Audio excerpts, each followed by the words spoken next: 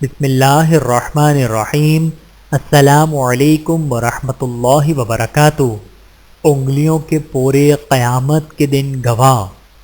حضرت یسیرہ رضی اللہ تعالیٰ عنہ فرماتی ہیں کہ نبی کریم صلی اللہ علیہ وآلہ وسلم نے ہم عورتوں سے خطاب فرماتے ہوئے ارشاد فرمایا، تم تسبیح یعنی سبحان اللہ، تحلیل یعنی لا الہ الا اللہ اور تقدیس یعنی سبحان الملک القدوس وغیرہ پڑھتی رہا کرو، اور ان کو انگلیوں کے پوروں سے شمار کرو، اس لیے کہ پوروں سے بھی قیامت کے دن سوال کیا جائے گا اور ان میں بولنے کی صلاحیت پیدا کر کے ان سے بلوایا جائے گا۔